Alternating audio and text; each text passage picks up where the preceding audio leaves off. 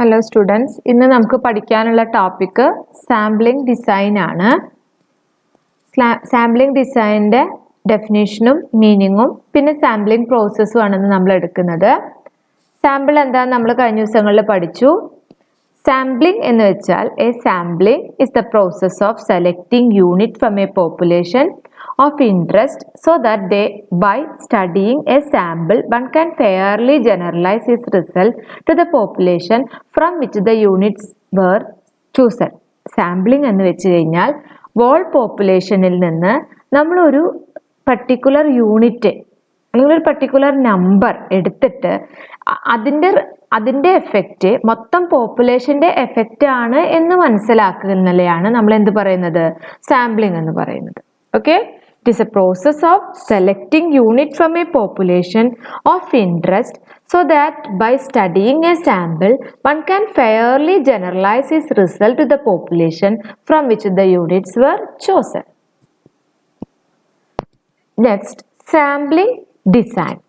Sampling design is a design or a working plan that specifies the population frame, sample size, sample selection and estimation method in detail. The main objective of the sampling design to know the characteristics of population. അപ്പോൾ നമ്മൾ ഒരു പോപ്പുലേഷന്റെ characteristics അറിയുന്നുണ്ട്. മൊത്തം എടുക്കാൻ നമുക്ക് സാധിക്കാത്തത് കൊണ്ടാണ് നമ്മൾ എന്ത് ചെയ്യുന്നത്, സാമ്പിൾ എടുക്കുന്നത്. അപ്പൊ ഈ സാമ്പിളിംഗ് ഡിസൈൻ എന്നതുകൊണ്ട് മൊത്തം നമ്മൾ ചെയ്യേണ്ട പ്രവർത്തനത്തിന്റെ ഒരു ഫ്രെയിം ഉണ്ടാക്കുക, ഒരു ചട്ടക്കൂട് ഉണ്ടാക്കുക, അതിന്റെ സാമ്പിൾ സൈസ് എടുക്കുക, sample selection and estimation method detailed ആയിട്ട് നമ്മൾ ചെയ്യുക. അപ്പൊ അതിന് ഉപയോഗിക്കുന്ന ടെക്നിക്കിനെയാണ് നമ്മൾ എന്ത് പറയുന്നത്, സാമ്പിളിംഗ് ഡിസൈൻ എന്ന് പറയുന്നത്. ഇനി നമുക്ക് നെക്സ്റ്റ് പഠിക്കാനുള്ളത് സാമ്പിളിംഗ് പ്രോസസ് ആണ്.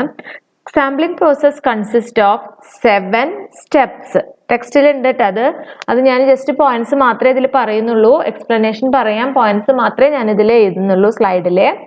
Define the population or universe.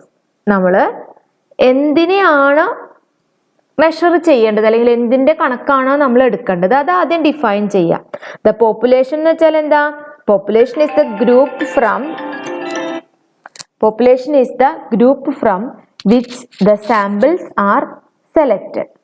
It identifies the terms of elements, units, extent and time. State the sampling frame. നമ്മൾ ഒരു സാമ്പിളിംഗ് ഫ്രെയിം ഉണ്ടാക്കണം. For example, if the researcher want to study the urban homeless male between the age of 30 to 50 in India, he select the same from among urban homeless males between age between 30 to 50 in 6 cities across India.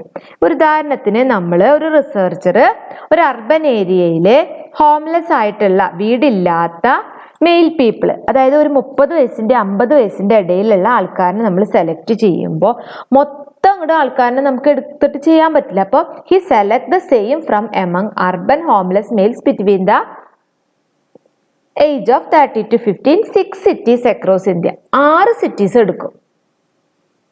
അപ്പോൾ നമുക്ക് ഏകദേശം ഒരു കണക്ക് കിട്ടും. അപ്പൊ ആ 6 cities എന്ന് പറയുന്നതാണ് അവിടുത്തെ സാമ്പിൾ സൈസ്. മൊത്തം എടുക്കുക എന്ന് പറയുന്നത് എളുപ്പമല്ല. അപ്പൊ here the former is theoretical population and the later is the accessible population. The listening of the accessible population from which the sample is drawn is called sample frame.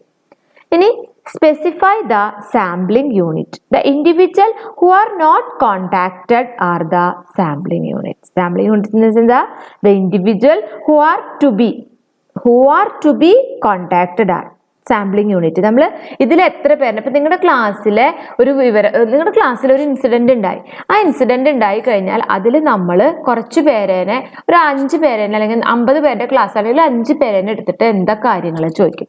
അപ്പൊ അതിനെയാണ് ആ 5 പേരേനെയാണ് നമ്മൾ എന്ത് പറയുന്നത്, സാമ്പിളിംഗ് യൂണിറ്റ് എന്ന് പറയുന്നത്. Selecting of sampling method, ഇതിന് അനുയോജ്യമായ, അപ്പോൾ ഓരോ ഡാറ്റയ്ക്ക് അനുസരിച്ചിട്ട് അനുയോജ്യമായ സാമ്പിളിംഗ് മെത്തേഡ്സ് നമ്മൾ യൂസ് ചെയ്യും.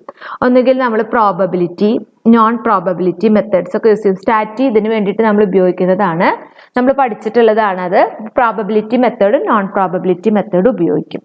അടുത്തത് ഡിറ്റർമിൻ സാമ്പിൾ സൈസ്. അപ്പൊ ഇപ്പോൾ ഞാൻ നേരത്തെ പറഞ്ഞു 50 കുട്ടികളുടെ ക്ലാസ്സിലെ 5 കുട്ടികളെ എടുത്തു എന്ന് പറഞ്ഞു. അപ്പൊ എന്തിന്റെ അടിസ്ഥാനത്തിലാണ്? അപ്പൊ നമ്മളൊരു ഓരോന്നിന്റെ അടിസ്ഥാനത്തിൽ, ഇപ്പൊ നമ്മൾ നേരത്തെ ഒരു സിറ്റിയുടെ അർബൻ സിറ്റീസിലെ മെയിൽ പീപ്പിൾസിന്റെ 30 മുതൽ 50 വയസ്സ് വരെ പ്രായമുള്ള ആൾക്കാരുടെ വീടില്ലാത്ത ആൾക്കാരുടെ ഒരു സർവേ നടത്തിയപ്പോൾ അതിലത്തെ 6 സിറ്റി എടുത്തത്. അതുപോലെ സാമ്പിൾ സൈസ് നമുക്ക് തീരുമാനിക്കണം. This means taking decision as to the number of elements of target population to be chosen. It depend upon the time study conducted and resources available to research. ഇത് എന്തിനെ depend ചെയ്തിട്ടായിരിക്കണേ?